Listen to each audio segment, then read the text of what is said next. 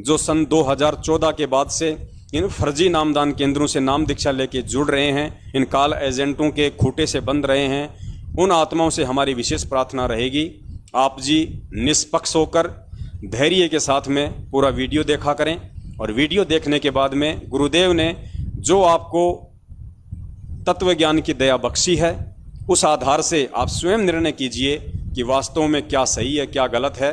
संगत में से जो हमारे भगत भाई बहन हैं, कौन हमें गुरुदेव के ज्ञान आधार से सही मार्गदर्शित कर रहा है और कौन हमें गुरुदेव के वचन के खिलाफ रहनी करनी और भक्ति क्रियाएं करवाकर इस मार्ग से कोसों दूर करने की काल भगवान की प्रेरणा से कोशिश कर रहा है। तो पुण्यात्माओं, ऐसी एक कथा आज सोबरी ऋषि की है। इस कथा में 2-3 ऐसे पॉइंट हैं जो हमें अपने जीवन में अमल लाने चाहिए और लेके आने होंगे, तभी हम सही मायने में इन सत्संगों को अपने जीवन में उतार पाएंगे। तो सोबरी ऋषि की जो कथा है आप इसको सुनिए, बीच बीच में अगर आवश्यकता पड़ी तो परमात्मा दास को निमित्त बना के विश्लेषण करवाएंगे। एक सोबरी नामक ऋषि थे, सोबरी, और वो परमात्मा की तरफ में संत के पास गए। उस संत ने जैसी उसको तपस्या साधना बताई वो दृढ़ होकर लगे। उन्होंने कहते हैं कि जल में खड़ा होकर के तपस्या की, बाल ब्रह्मचारी था, शादी भी नहीं कराई थी, और एक दरिया में जाकर के वहां तपस्या की बहुत दिनों तक, 10-12 वर्ष तक। थोड़ा सा आप जी को मैं पैरेलल ये बताता चलूँगा। गुरुदेव ने सोबरी ऋषि का जिक्र किया है कि एक सोबरी नाम का ऋषि था, शादी भी नहीं करवाई थी, परमात्मा को चाहने वाली आत्मा थी, और वो परमात्मा प्राप्ति के लिए जैसा भी उस समय लोगों को वेद पढ़ के ज्ञान होता था कि हमें कैसी साधना करनी चाहिए, उस हिसाब से वो एक नदी के किनारे जाके और पानी में खड़ा होके परमात्मा प्राप्ति के लिए अपनी तपस्या करने लग गया। सोबरी ऋषि की जगह पुण्यात्माओं आज आप और हमने अपने आप को वहाँ पे रख कर सोचना पड़ेगा। कहने का मतलब है, सोबरी ऋषि कह लीजिए या चाहे आप और हम जितने भी भगत भाई बहन हैं वो कह लीजिए, आज आप और हम भी उस परमात्मा की प्राप्ति के लिए ही प्रयासरत हैं। तो देखिए आगे किस प्रकार वो सोबरी ऋषि जो परमात्मा की प्राप्ति के लिए निकला था, और आगे चल के उसी नदी में गुरुदेव कहते हैं कि एक मगरमच्छ रहता था। मगरमच्छ का पूरा परिवार था, उसके बहुत सारे छोटे छोटे उसके बच्चे थे, और मगरमच्छ जब दिन में धूप निकला करती थी तो नदी के किनारे आके अपने उन बच्चों के साथ में, जिसमें उनके पोते पोती बहुत सारे थे, उन सब के साथ वो खेला करता था। छोटे छोटे बच्चे उसके शरीर के ऊपर फुदक फुदक के खेला करते थे। सोबरी ऋषि भी उस क्रिया को देखने लग गया। पुण्यात्माओं, वो मगरमच्छ यहाँ पे सतलोक आश्रम मैनेजमेंट हरियाणा है। वो मगरमच्छ जो मस्तियाँ करता था, अय्यासियाँ करता था, बेखबर था, वो मगरमच्छ सतलोक आश्रम मैनेजमेंट हरियाणा और सोबरी ऋषि संगत, इन 2 चीज़ों को आप ध्यान रखना। सोबरी ऋषि को हमने यहाँ पे संगत समझना पड़ेगा जो भक्ति करने के लिए निकला था, और वो मगरमच्छ जो वहाँ पे मौज मस्ती कर रहा था, अटकेलियाँ कर रहा था अपने बाल बच्चों के साथ, अपने परिवार के साथ बेफिक्र होकर, वो मगरमच्छ है सतलोक आश्रम मैनेजमेंट हरियाणा। तो सोबरी ऋषि किस प्रकार उस मगरमच्छ की क्रियाओं को देखने लग गया अपनी भक्ति साधना को छोड़कर। जिस प्रकार आज संगत परमपिता परमेश्वर सतगुरु रामपाल जी महाराज जी ने जो अनमोल ज्ञान दिया, जो सत्संग सुनाए, जो 5 हमें यज्ञ बताए, यानी कंप्लीट हमें भक्ति का कोर्स उस परमपिता परमेश्वर ने दिया हुआ है, उसके बावजूद भी उस मगरमच्छ सतलोक आश्रम मैनेजमेंट हरियाणा की घटिया हरकतों को देख देख कर पिछले 7 साल से मंदबुद्धि भगत समाज ने, गुरुदेव ने जो क्रिया बताई थी, जो 5 यज्ञ बताए थे, भक्ति मार्ग के जो नियम और मर्यादा बताई थी कि क्या सही है क्या गलत है, उन सब को नज़रअंदाज करके इस मगरमच्छ रूपी सतलोक आश्रम मैनेजमेंट हरियाणा ने काल प्रेरणा से अपने बाल बच्चों के साथ में, बाल बच्चे यानी इनके चमचे, इनके चापलूस, कोऑर्डिनेटर, नामदान संचालक, गुरुजी के परिवार वाले, भाई बंधु, रिश्तेदार, जवाई, ये उस मगरमच्छ के बच्चे समझिए आप सारे, और वो मगरमच्छ है महेंद्र भगोड़ा।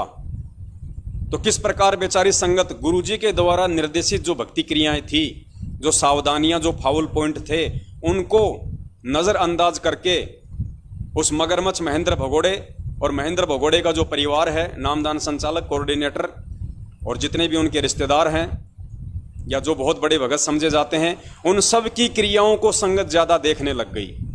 वो मगरमच्छ राजनीति की चाह रखता था, वो मगरमच्छ आरक्षणबाजी की चाह रखता था, उस मगरमच्छ को पैसा चाहिए था, वो कुपात्र था, उसको फिर भी ज्योति पाठ और दान का पैसा लेने की चाह उत्पन्न हुई।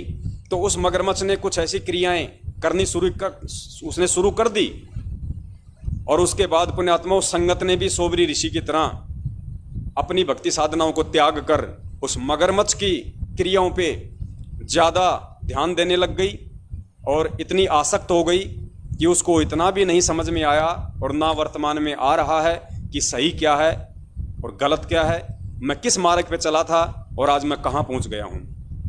तो अब इस कथा को आप जी सुनेंगे तो आपको अच्छे से समझ में आएगी।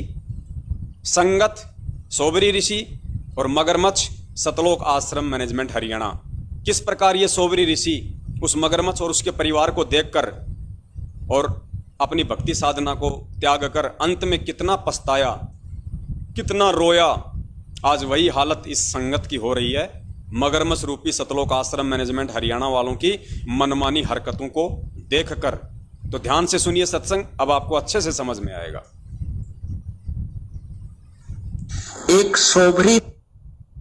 एक सोभरी नामक ऋषि थे, सोभरी, और वो परमात्मा की तरफ में संत के पास गए। उस संत ने जैसी उसको तपस्या साधना बताई, वो दृढ़ होकर लग गए। उन्होंने कहते हैं कि जल में खड़ा होकर के तपस्या की। बाल ब्रह्मचारी था, शादी भी नहीं कराई थी, और एक दरिया में जाकर के वहां तपस्या की बहुत दिनों तक, 10-12 वर्ष तक। वो वहां फिर क्या देखने लगा, कुछ दिन के बाद एक मगरमच्छ था, और उस मगरमच्छ की काफी संतान थी। तो वो मगरमच्छ के पोते पोती, दोते दोती, वो उस मगरमच्छ के आसपास प्यार से घूमती थी और अपनी दूम से उस मगरमच्छ को प्यार देती थी, लाड करते थे। जैसे पोते पोती को दादाजी की छाती पर लौट जा, कदे उसकी कंधे पर बैठ जा, बैठे गए, तो इस तरह वो प्यार देती थी, और वो मगरमच्छ उनसे बड़ा प्रसन्न रहता था, खुशी मनाता था। अब उस सोबरी ऋषि के मन में यह प्रेरणा होगी, मैं शादी करवाऊं और ब्याह करवा कर मेरा पोते पोती हो, और उन पोते पोतिया में दोता दोतियों के साथ ऐसे ही लाड लड़ाऊं। अब वह छोड़ भक्ति और निकला जलमत बार। कहां पहुंचा? मान धाता राजा के पास गया। अब उन राजाओं को पता होता था कि ये साधु जो आते हैं साधना करके, ये बड़े तोब का गोला होते हैं, एटम बम होते हैं, ये जो भी मन मुंह से निकाल देंगे वचन वो पार होता है। अब वो सोबरी ऋषि तपस्या करके उसका शरीर भी वृद्ध हो रहा, काफी वर्ष हो गए थे, और हाड़ सारे दिखे, बूढ़ी सी शकल, बाल बढ़ रहे। और वो जाकर मान धाता राजा से बोला कि आप मुझे एक कन्या दे दो, अपनी लड़की मेरे से ब्याह दो। मान दाता के 50 लड़की थी। अब राजा बड़ी असमंजस में फंस गया, जब नाटू तो शराप देगा, अरे से बूढ़े बूढ़े के अपनी जवान लड़की ने ब्याह हो, मेरा कैसा मूर्ख नहीं, बताइए क्या करूं, ये भगवान बड़ा फंसा। तो उसने सोच समझ के एक उत्तर दिया कि ऋषि जी, हमारा एक नियम है और ये विधान भी बताता है कि मैं अपनी तरफ से किसी लड़की को विवश नहीं कर सकता किसी के साथ शादी करने के लिए। यदि किसी लड़की को विवश नहीं कर सकता किसी के साथ शादी करने के लिए, यदि वो लड़की स्वयं पसंद करें कोई भी लड़की आपको पसंद करे तो मुझे एतराज नहीं। अब राजा ने बेरा था, इसे बूढ़े ने कौन लड़की पसंद करेगी? तो ऋषि बोला जी मुझे मंजूर है, मुझे मंजूर है, अगर ये आपकी कन्या मुझे पसंद करे तो मेरे से शादी कर लेगी। तो राजा बड़ा प्रसन्न हुआ, भाई ठीक है, कटा टंटा, लड़की कोई पसंद करेगी नहीं और यह बला टल जाएगी। उसने, क्योंकि उन लड़कियों को एक बड़े महल में रहती थी, वहां पर एक नपुंसक व्यक्ति जो हिजड़ा बोलते हैं, उनको ड्यूटी पर उनके गेट कीपर रखा जाता था। तो उसने उस नौकर को बुलाया राजा ने और कहा कि ऋषि जी को लड़कियों के महल में ले जाओ और ये जो भी लड़की इनको पसंद करेगी इसके साथ उसकी शादी कर दी जाएगी। अब उस ऋषि जी ने अपनी सिद्धि साधना और सारे जीवन की कमाई इसको कहां बर्बाद करना शुरू किया, अपना सुंदर शरीर बना लिया नौजवान लड़के का। और जो ही उन लड़कियों के महल में प्रवेश किया और उस नपुंसक ने सारी कहानी बताई कि राजा का आदेश है, जो इसको पसंद करेगी उसके साथ शादी कर दी जाएगी। उन 50 की 50 लड़कियों ने उस ऋषि को पसंद कर लिया। अब राजा फंस गया अपने वचन में, सारी कहानी आकर बता दी गई कि आपकी 50 की 50 लड़कियों ने मुझे पसंद कर लिया। इसकी गवाही सब लड़कियों ने भी दे दी कि हम इसे पसंद करती, क्योंकि सुंदर शरीर बना लिया उस ऋषि ने। अब राजा ने वो फिर साथ भेज दी लड़की, लेकिन आत्मा बहुत रो रही थी, इस कंगाल के साथ ये के खावेंगी मेरी बेटी, कहाँ रहेंगी, कैसे दुख उठाएंगी, जंगल में रहना पड़ेगा। पर चलो इनका भाग था, मैं क्या करूं। अब उस ऋषि ने अपनी कमाई थे, देख काल का जाल है भगवान। सत्साई पुण्यात्माओं, जितनी कहानी आपने सुनी है आप उसको ध्यान रखना, लेकिन अभी एक छोटा सा प्रसंग बीच में और आने वाला है। पुण्यात्माओं, एक छोटे छोटे पॉइंट नहीं है, ये अनदेखी करने वाली बातें नहीं है। इस तरह की बातें बोल के पूज्य गुरुदेव ये कबीर परमेश्वर आप और हम भक्तों की कॉमन सेंस की भी परीक्षा लेता है कि हमारे अंदर क्या भाव प्रकट होते हैं। अभी आगे ये सोबरी ऋषि क्या करेगा, उसने अपना युवा शरीर तो बना ही लिया अपनी सिद्धि शक्ति से, उन 50 लड़कियों के साथ में शादी करके जंगल में आ जाएगा। वहां से फिर ये क्या करेगा, अपनी सिद्धि शक्ति से जो विश्वकर्मा जी हैं, जो देवताओं के शिल्पी माने जाते हैं, जो भवन निर्माण का काम करते हैं, विश्वकर्मा, ये सोबरी ऋषि उस विश्वकर्मा को अपनी उस सिद्धि शक्ति से, अपनी भक्ति कमाई से आदेश देकर और उन 50 लड़कियों के लिए 50 महल बनवाएगा। अब सोचने वाली बात यहाँ पे क्या है, हमने ध्यान क्या देना है। यहाँ पे पूज्य गुरुदेव सतगुरु रामपाल जी महाराज जी के स्वरूप में साक्षात वो कबीर परमेश्वर आप और हम भक्तों की विवेक की परीक्षा लेने के लिए, हमारे ज्ञान की परीक्षा लेने के लिए, हमारे मन में क्या हलचल और क्या उथल पुथल शुरू होगी उसको चेक करने के लिए, उसको देखने के लिए जानबूझ के इस परमात्मा ने विश्वकर्मा ना बोल के और परमेश्वर ने विश्वामित्र बोल दिया। जानबूझ के परमपिता परमेश्वर सतगुरु रामपाल जी महाराज जी ने विश्वकर्मा ना बोल के विश्वामित्र बोल दिया। और आगे अपनी कथा में गुरुजी निकल गए। गुरुजी ने ये नहीं कहा मुड़ के कि भाई नहीं विश्वामित्र नहीं विश्वकर्मा, ये भी नहीं कहा परमात्मा ने। सीधा विश्वकर्मा बोला और सीधा विश्वामित्र बोला और तुरंत परमात्मा कंटिन्यू सत्संग करने में लग गए। लेकिन जो व्यक्ति गुरुदेव के बहुत सारे सत्संगों में सुना होगा कि देवताओं का जो शिल्पी है उसका नाम तो विश्वकर्मा है।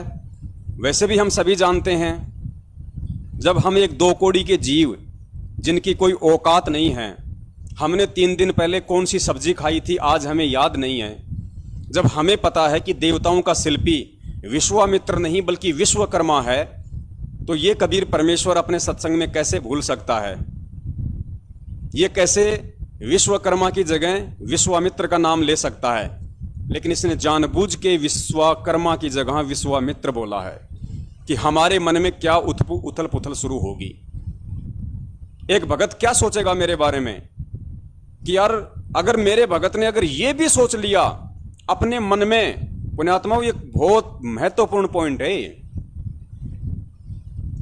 अगर भगत ने ये भी सोच लिया कि भाई गुरुजी भूल गए, तो भी हम मार खा जाएंगे भक्ति मार्ग में, क्योंकि परमेश्वर भूलता नहीं है। परमेश्वर हम भूले हुओं की बुद्धि की परीक्षा लेता है। अगर हमारे मन में यह भाव आ गया कि यार गुरुजी को इतना भी नहीं पता क्या कि वो विश्वामित्र था या फिर विश्वकर्मा था, अगर इतना भी हमारे मन में भाव आ गया, तो परमात्मा ने तुम्हारे अंदर वो भाव चेक करने के लिए ही तो ये शब्द बोले हैं, नालायक ये परमेश्वर है जिसकी तू शरण में है, जिसकी तू भक्ति कर रहा है। ये दुनिया के प्रत्येक प्राणी का बायोडाटा का पूरा हिसाब किताब रखता है, उसमें चूक नहीं कर सकता। जब इंसान ने एक ऐसा कंप्यूटर बना दिया, वो कंप्यूटर हिसाब किताब में चूक नहीं कर सकता, चाहे कितना लंबा चौड़ा हिसाब किताब कर लो, जोड़ बाकी गुणा भाग कर लो। अरे कंप्यूटर को इंसान ने बनाया, और इंसान को किसने बनाया? इन्होंने, पूज्य गुरुदेव जी ने, सतगुरु रामपाल जी महाराज जी ने, कबीर परमेश्वर ने। वो कैसे विश्वकर्मा की जगह विश्वामित्र बोल सकता है? और अगर बोल गया तो उसके पीछे का रहस्य क्या है, ये हमने समझना है पुण्यात्माओं। हमारे मन में कभी भी यदि गुरुदेव किसी भी सत्संग में इस तरह का कोई शब्द यदि बोल जाते हैं अटपटा, या कुछ ऐसी बातें जो थोड़ी बहुत ज्ञान विरुद्ध हों, जो गुरुजी बोल जाएं, तो पुण्यात्माओं बैकग्राउंड में हमारे मन में हलचल नहीं होनी चाहिए, बिल्कुल भी 1% भी। उसका क्या निष्कर्ष निकलेगा, उसका क्या भेद है, वो हमें बाद में मालूम पड़ेगा। तो हमने उस चीज को छोड़ देना चाहिए कि जरूर परमेश्वर की कोई लीला है, कोई रहस्य है, जो परमेश्वर इस बात को छुपा गए और इसकी जगह परमात्मा दूसरी बात बोल गए। तो ध्यान से सुनना, परमात्मा यहां पे विश्वकर्मा की जगह विश्वामित्र बोल के चुपचाप कंटिन्यू आगे निकल जाएंगे, ये देखने के लिए कि पीछे से मेरे से ज्ञान प्राप्त मेरे बच्चों के मन में क्या उथल पुथल होती है, मेरे विषय में उनके मन में काल प्रेरणा से क्या क्या विचार उत्पन्न होते हैं। पुण्यात्माओं, जैसे गुरुदेव कहते हैं ना कि जो कुम्हार होता है वो अंदर हाथ रखता है और ऊपर चोट मारता है, ये तो इसी प्रकार ये गुरुदेव हैं, ये भक्ति रूपी कुम्हार है और हम इनके शिष्य रूपी मटके हैं। ये परमात्मा हमें तैयार करेगा इसी प्रकार से चोटें मार मार के। और चोट चाहे परमात्मा स्वयं अपने सत्संगों के माध्यम से मारे या चाहे अपने बच्चों से आपस में साध संगति के माध्यम से मरवाए। तो हमने बहुत सजग होना पड़ेगा इस भक्ति मार्ग पे आगे। हमें किसी भी प्रकार से अब इस परमपिता परमेश्वर सतगुरु रामपाल जी महाराज जी के प्रति अपने मन में पुण्यात्माओं -0% भी विक्षेप नहीं आने देना है। भले ही हमारे वो बातें समझ में आए या ना आए, समझ में आए तो अच्छी बात है, ना आए तो भूल जाना उस बात को और छोड़ देना कि जरूर इसमें कोई भेद है, कोई रहस्य है, आने वाले समय में परमात्मा समझाएंगे, या हो सकता है वर्तमान में मेरी बुद्धि का लेवल उतना ज्यादा नहीं है जो मैं इस चीज को समझ नहीं पा रहा। ऐसा सोच के हमने उस बात को भूल जाना है, मन में शंका नहीं पालनी है। तो ध्यान से सुनिए, अब परमेश्वर आगे क्या बोलेंगे इस कथा में। उसने क्या किया, वहां जाकर के विश्वामित्र को आदेश दिया कि इन 50 महल बना दे। अब विश्वामित्र जी ने 50 मकान न्यारे न्यारे बना दिए। पुण्यात्माओं, गुरुदेव ने 2 बार विश्वामित्र बोला है, ध्यान रखना, 1 बार नहीं 2 बार। 1 बार आदमी भूल सकता है, दूसरी बार तो याद आ ही सकता है ना। लेकिन देखो परमेश्वर किस प्रकार की लीला कर रहे हैं, किस प्रकार से अपने बच्चों के मन में उठने वाली शंकाओं को, उथल पुथल को चेक कर रहे हैं। 2 बार बोला परमात्मा ने लगातार। पुण्यात्माओं, ये तो बहुत छोटी छोटी हमारी परीक्षा है। ये समझो कि परमात्मा थोड़े से में ही हमें पूरे 100% मार्क दे रहे हैं। और ये अगर इस छोटी सी परीक्षा में भी यदि हम चूक गए तो असंख्य जन्म फिर ठोर ठिकाना नहीं होगा हमारा, असंख्य जन्म। और प्रत्येक में बहुत अच्छे खान पान, सुंदर आहार, फल वगैरह वो वृक्ष लगा दिए। एक दिन मानधाता राजा के मन में ये बात आई कि अभी अपनी कन्याओं को देख करता हूं वो दुखी है या सुखी है। वो जब वहां पहुंचा अपने उस ऋषि के डेरे में, देखा वहां तो पूरी 50 मकान बने हुए हैं, बड़े सुंदर सुंदर, एक कॉलोनी सी बसी हुई है। वो पहली लड़की के मकान में जब गए तो मानधाता राजा ने पूछा, बेटी तुम कुशल तो हो? कि पिताजी वैसे तो हम कुशल हैं, कोई कमी नहीं, लेकिन माता पिता की याद तो आती ही रहती है और बाकी हमें कोई कष्ट नहीं। एक मुझे कष्ट है कि ये मेरा पति मेरे पास ही रहता है, दूसरी बहनों के पास कभी नहीं जाता। अब वो दूसरी कन्या के पास गया तो उसने भी यही कहा, पिताजी हम बहुत सुखी हैं और मुझे एक बात का दुख है कि मेरा पति मेरे ही पास रहता है, दूसरी बहनों के पास नहीं जाता। ऐसे 50 के महल में जाकर उसने देखा कि 50 की 50, क्योंकि एक सिद्धि वो चोले धारे, एक सिद्धि नीतत विचार है। ये सर्व अपनी ही कमाई से ये ड्रामेबाजी करवा देता है काल। अब उसने इतनी कमाई कर ली थी सोबरी ऋषि ने, 50 तो शरीर धारण कर लिए, 50 की 50 औरतों को भोग रहा है और उधर 51वां अलग से और बैठा है। जब मानधाता सब लड़कियों के पास हो, जब मानधाता सब लड़कियों के पास होकर के फिर देखा कि ऋषि तो बाहर भी बैठा है, तब उसके चरणों में मस्तक झुका दिया कि आपकी लीला अपरंपार है। अब उस राजा के लिए तो भगवान सिद्ध हो गया वो सोबरी ऋषि। अब उसकी पोल खुलती है, अब देखना आगे क्या होता है। अब देखना पुण्यात्मा, इस कहानी का जो निष्कर्ष है गुरुदेव अब बताएंगे।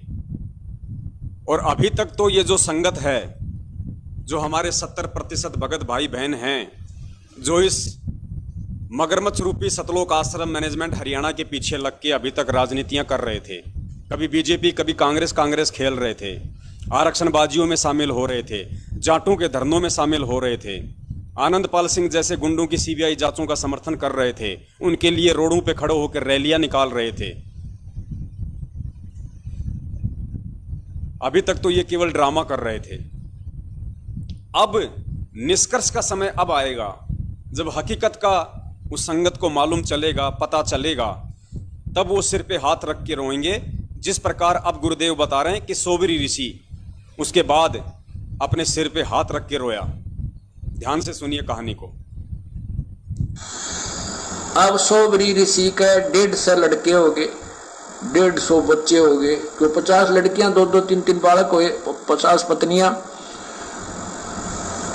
अब वो क्या सोचता है कि अभी कोई 4 साल वर्ष का लड़का है, कोई 5 वर्ष का लड़का है, ये फिर सियाने होंगे, इनका ब्याह करूंगा, फिर इनके पोते होंगे मेरे, और फिर मैं इनसे प्यार करूंगा। रे तेरा गजब है, बंदा जीवन खो दिया अपना। हो फिर क्या रोता है कि मेरी सारी कमाई बर्बाद होगी, मैं उस मगरमच्छ के, कि मेरी सारी कमाई बर्बाद होगी, मैं उस मगरमच्छ के संगत में, कुसंगत में अपना सर्वनाश कराया।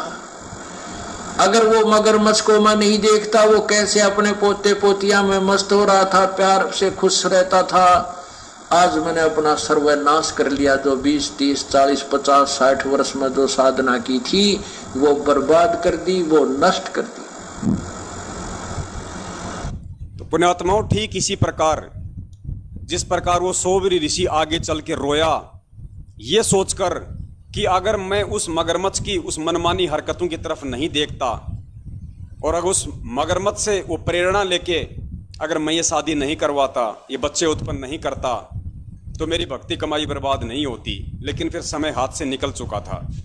ठीक इसी प्रकार पुण्यात्माओं, नादानी में, मूर्खता में, नासमझी में या ज्ञानहीनता में हमारे जितने भी 70% भगत भाई बहन हैं, जिन्होंने सतलोक आश्रम मैनेजमेंट हरियाणा रूपी इस मगरमच्छ के पीछे लग गए और जिस राजनीति से परम पूज्य सतगुरु रामपाल जी महाराज जी का सदा से 36 का आंकड़ा रहा है, उसी राजनीति में बेचारी पूरी संगत को धकेल दिया।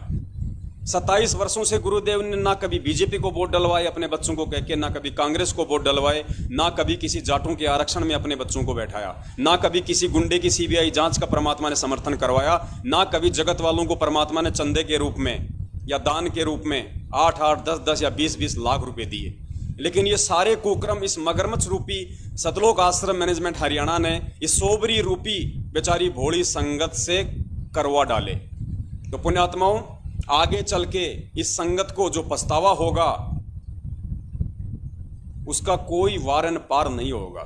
ये लोग सिर पे हाथ रख के रोएंगे जो आज हमें गुरुद्रोही कह रहे हैं, जो आज हमें कह रहे हैं कि ये परमात्मा की संगत को ये बर्बाद कर रहा है, ये सत्सेवक जो हैं ये सारे के सारे मनमाने आचरण कर रहे हैं। पुण्यात्माओं, आने वाले समय में यही लोग सिर पे हाथ रख के रोएंगे और ये पछताएंगे यदि मैं और ये सोचेंगे यदि उस समय हम लोग इस मगरमच्छ रूपी सतलोक आश्रम मैनेजमेंट हरियाणा की हरकतों पे ध्यान नहीं देते, इनके पीले पर्चों पे यदि हम ध्यान नहीं देते और थोड़ा सा भी यदि हम परम पिता परमेश्वर सतगुरु रामपाल जी महाराज जी के ज्ञान को आधार बना लेते और ये राजनीतियां करने से, ये गंदे कर्म करने से, इनको पात्रों को ज्योति पाठ और दान का पैसा देने से यदि हम अपना बचाव कर लेते तो आज ये परमात्मा की भक्ति सुरक्षित रह जाती।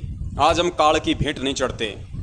और पुण्यात्माओं, सोबरी ऋषि को तो कोई समझाने वाला नहीं था, कोई बताने वाला भी नहीं था, इसलिए उस बेचारे को तो अपन क्या दोष दें। लेकिन इस लाखों की संगत को समझाने के लिए परमात्मा ने पासबुक के रूप में हम सत्सेवकों को पिछले 7 साल से खड़ा कर रखा है। लेकिन कहते हैं पुण्यात्माओं, नकल में भी अकल की जरूरत होती है। मंद बुद्धि आदमी चाहे सामने पासबुक क्यों ना रखी हो, वो उसमें नकल भी नहीं कर सकता।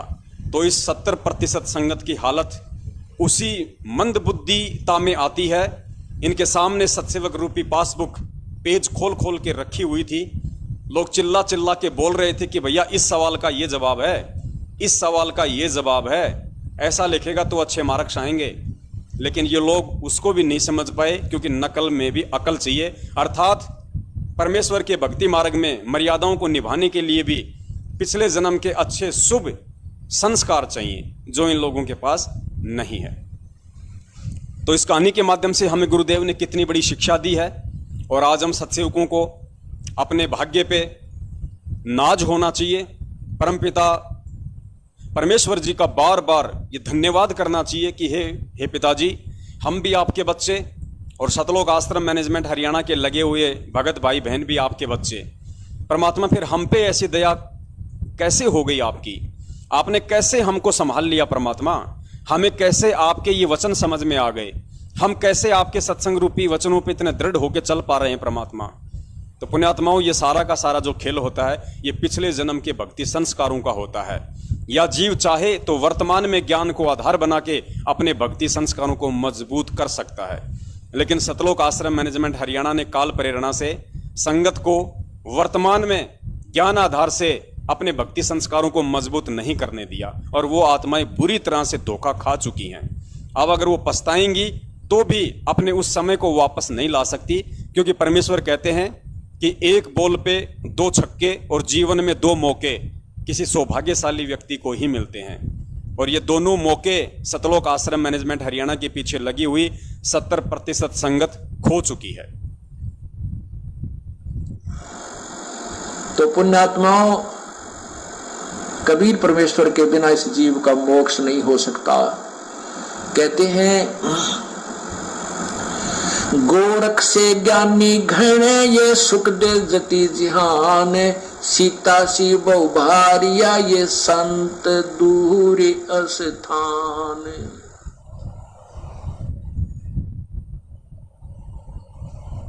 और भक्ति।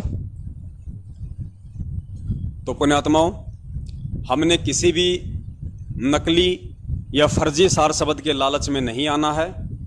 हमें परमपिता परमेश्वर ने यदि अपने रहते सहते प्रथम नाम भी दे दिया है और उसके बाद यदि बरवाला कांड हो गया और किसी भाई के पास यदि प्रथम नाम ही है, तो पुण्यात्माओं यकीन मानना, अगर वो भगत भाई बहन मर्यादा में रह के प्रथम नाम का भी जाप कर रहा है तो उसके लिए वो सार शब्द से कम नहीं है। क्योंकि यहाँ पे महत्वता नाम की नहीं है, इस भक्ति मार्ग में महत्वता है विश्वास की। कहे कबीर सुनो भाई साधो, मैं तो हूँ विश्वास में। अगर नाम की महत्वता ज्यादा होती तो पुण्यात्माओं विचार करो, सतगुरु रामपाल जी महाराज जी का जो कलयुगी भाई महेंद्र है, उनका जवाई है, उनका बेटा बेटी है, उनकी पत्नी है, उनके रिश्तेदार हैं, उन सभी को सार नाम तक मिला हुआ है जो भी गुरुदेव ने उनको दिया। इन सब को सार नाम मिला हुआ है। और सार नाम लेने के बाद भी आज इन लोगों की हालत एक भगोड़े की तरह हो रही है। पुलिस के आगे ये लोग छुपते फिर रहे हैं अपने बचाव के लिए। तो बताइए इनको कहाँ इस भगवान पे विश्वास रहा, कहाँ इनको इस भक्ति मार्ग पे विश्वास रहा। संत रामपाल जी महाराज जी का भगत जिसको ज्ञान हो, पहली बात तो वो ऐसा कोई घटिया कर्म वो करेगा नहीं कि पुलिस उसको बेवजह परेशान करे। फिर भी यदि ऐसे किसी भगत को पुलिस बेवजह परेशान करती है, कोई भी व्यक्ति यदि परेशान करता है इस तरीके से, तो पुण्यात्माओं वो भगोड़ा बन के नहीं घूम सकता। वो भगोड़ा बन के नहीं घूम सकता। वो अपना पक्ष वहां जाके रखेगा कोर्ट में, और वो अपने गुरुदेव पे विश्वास करेगा कि जीत हमेशा सत्य की होती है। जब बरवाला कांड के बाद में मेरे गुरुदेव नहीं भगे, जब मेरे गुरुदेव ने एक अच्छे नागरिक की भूमिका करते हुए जो प्रशासन है उसका सामना किया, कोर्ट की जो कार्यवाही है उसका सामना किया, और कोर्ट के द्वारा डबल आजीवन उम्र कैद की सजा सुनाने के बाद भी वो परमेश्वर यदि मुस्कुरा रहा है, तो हम भक्तों को उस परमात्मा से क्या शिक्षा मिलती है। अर्थात हर स्थिति में, हर परिस्थिति में, हर संकट की घड़ी में, चाहे कैसा ही संकट क्यों ना हो, हमें अपने पूज्य गुरुदेव जी पे अटल विश्वास होना चाहिए कि परमात्मा धरती पे प्रकट है, और यदि मैं सत्य हूँ, मैं सही हूँ, मैंने कोई गलत काम नहीं किया है, तो परमात्मा पल पल मेरी रक्षा करेगा। हो सकता है कुछ समय के लिए परमात्मा मेरे धैर्य की परीक्षा ले रहा है। तो इतना विश्वास एक भगत को हो जाता है यदि उसने परमपिता परमेश्वर से नाम दीक्षा लेके ज्ञान को आधार बनाया है तो। लेकिन यहाँ तो बिल्कुल उल्टा हो रहा है। 27 साल से ये महेंद्र कह रहा है कि मैं भगत हूँ, दादा गुरुदेव तक से मैंने नाम दीक्षा ली, उसके बाद संत रामपाल जी महाराज जी ने 1994 में मुझे प्रथम नाम दिया, फिर शतनाम दिया, फिर सारनाम दिया। 27 साल से ये भक्ति कर रहा है। दिन में 20 बार परमपिता परमेश्वर के सामने आता होगा, जाता होगा। दंडवत करते तो मैंने कभी इसको जिंदगी में नहीं देखा। जब तक मैं सतलोक आश्रम बरवाला में गया, दंडवत करते तो मैंने इसको कभी नहीं देखा। बैकग्राउंड में कभी किया हो तो मुझे पता नहीं। तो इतना परमात्मा के नजदीक रहने वाला, इतना परमेश्वर को जानने वाला, पहचानने वाला, सारे मंत्र लेने वाला, और पुण्यात्मा भगोड़ा बन के घूम रहा है। भक्ति और भगवान के नाम पे वो कलंक है। संत रामपाल जी महाराज जी का भगत होके, और विशेषकर उनका भाई होके, और जो भगोड़ा बन के घूम रहा है, वो व्यक्ति भगत के नाम पे कलंक है। तो सोचो पुण्यात्माओं, इस भक्ति मार्ग में महत्वता फिर किस चीज की है? मंत्र की है या फिर विश्वास की है? तो ये साबित होता है कि परमपिता परमेश्वर सतगुरु रामपाल जी महाराज जी के सत भक्ति मार्ग में इंपॉर्टेंट ज्यादा विश्वास की है। और परमेश्वर की वाणी भी है कि कहे कबीर सुनो भाई साधो, मैं तो हूं विश्वास में।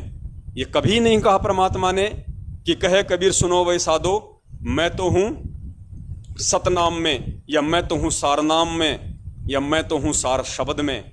क्योंकि ये सतनाम हो, चाहे सारनाम हो, चाहे सार शब्द हो, ये भी अपना पूरा काम उसी समय करेगा जब भगत मर्यादित हो और एक भगत विश्वासी हो, और जो अपने गुरु को परमात्मा हृदय से मान चुका हो। तभी ये मंत्र काम करेंगे, चाहे प्रथम मंत्र हो, चाहे सतनाम हो, चाहे सारनाम हो।